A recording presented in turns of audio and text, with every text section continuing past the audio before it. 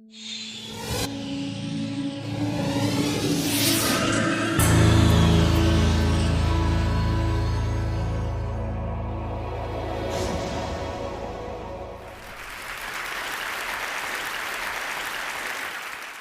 Kraken, a beast so terrifying it was said to devour men and ships and whales, and so enormous it could be mistaken for an island. In assessing the merits of such tales, it's probably wise to keep in mind that old sailors saw that the only difference between a fairy tale and a sea story is a fairy tale begins once upon a time, and a sea story begins, this ain't no shit. Every fish that gets away grows with every telling of the tale. Nevertheless, there are giants in the ocean, and we now have video proof, as those of you that saw the Discovery Channel documentary are no doubt aware. I was one of the 3 scientists on this expedition that took place last summer off Japan. I'm the short one. The other 2 are Dr. Tsunemi Kubadera and Dr. Steve O'Shea. I owe my participation in this now historic event to TED. In 2010, there was a TED event called Mission Blue, held aboard the Lindblad Explorer in the Galapagos as part of the fulfillment of Sylvia Earle's TED Wish.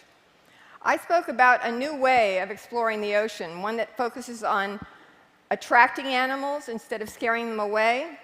Mike Degree was also invited, and he spoke with great passion about his love of the ocean. And he also talked to me about applying my approach to something he's been involved with for a very long time, which is the hunt for the giant squid. It was Mike that got me invited to the Squid Summit, a gathering of squid experts at the Discovery Channel that summer during Shark Week. I gave a talk on unobtrusive viewing and optical luring of deep-sea squid, in which I emphasized the importance of using quiet, unobtrusive platforms for exploration. This came out of hundreds of dives I have made, farting around in the dark, using these platforms, and my impression that I saw more animals working from the submersible than I did with either of the remote-operated vehicles. But that could just be because the submersible has a wider field of view. But I also felt like I saw more animals working with the Tiburon than the Ventana, 2 vehicles with the same field of view, but different propulsion systems. So my suspicion was that it might have something to do with the amount of noise they made. So I set up a hydrophone on the bottom of the ocean, and I had each of these fly by at the same speed and distance and recorded the sound they made. The Johnson Sea Link, which you can probably just barely hear here, uses electric thrusters. Very, very quiet. The Tiburon also uses electric-powered thrusters. It's also pretty quiet, but a bit noisier. But most deep diving ROVs these days use hydraulics, and they sound like the Ventana. I think that's got to be scaring a lot of animals away. So for the deep-sea squid hunt, I proposed using an optical lure attached to a camera platform with no thrusters, no motors, just a battery-powered camera, and the only illumination coming from red light that's invisible to most deep-sea animals that are adapted to see primarily blue. That's visible to our eye, but it's the equivalent of infrared in the deep sea. So this camera platform, which we called the Medusa, could just be thrown off the back of the ship, attached to a float at the surface with over 2,000 feet of line. It would just float around, passively carried by the currents, and the only light visible to the animals in the deep would be the blue light of the optical lure, which we called the electronic jellyfish, or e-jelly, because it was designed to imitate the bioluminescent display of the common deep-sea jellyfish Atolla. Now, this pinwheel of light that the Atolla produces is known as a bioluminescent burglar alarm, and it's a form of defense. The reason that the electronic jellyfish worked as a lure is not because giant squid eat jellyfish, but it's because this jellyfish only resorts to producing this light when it's being chewed on by a predator. And its only hope for escape may be to attract the attention of a larger predator that will attack its attacker, and thereby afford it an opportunity for escape. It's a scream for help, a last-ditch attempt for escape, and a common form of defense in the deep sea. The approach worked. Whereas All previous expeditions had failed to garner a single video glimpse of the giant. We managed 6, and the first triggered wild excitement. Oh my God! Oh my God!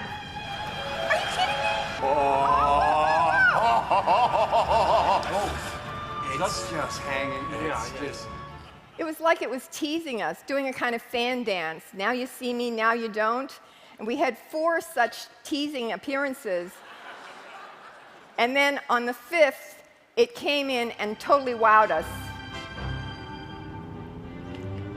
Look at that. Oh, yes!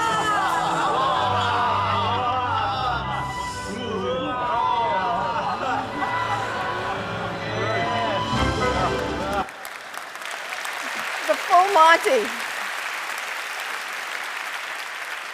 What really wowed me about that was the way it came in up over the E-jelly and then attacked the enormous thing next to it, which I think it mistook for the predator on the E-jelly. But even more incredible was the footage shot from the Triton submersible. What was not mentioned in the Discovery documentary was that the bait squid that Dr. Kubadera used, a 1-meter-long diamondback squid, had a light attached to it, a squid jig of the type that longline fishermen use. And I think it was this light that brought the giant in. Now, what you're seeing is the intensified camera's view under red light. And that's all Dr. Kubadera could see when the giant comes in here. And then he got so excited, he turned on his flashlight because he wanted to see better.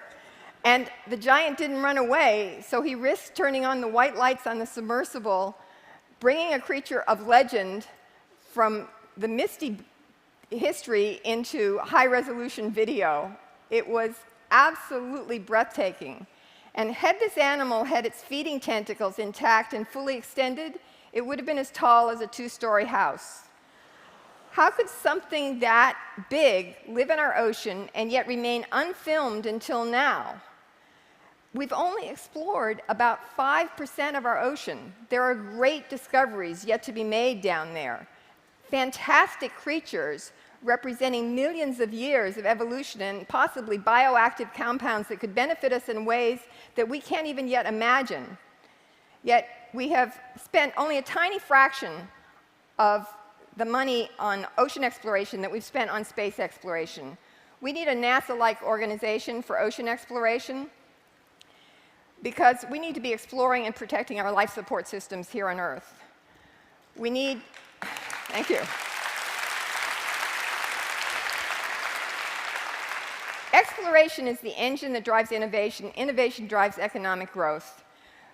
So let's all go exploring, but let's do it in a way that doesn't scare the animals away, or as Mike Degree once said, if you want to get away from it all and see something you've never seen, or have an excellent chance of seeing something that no one's ever seen, get in a sub. He should have been with us for this adventure. We miss him.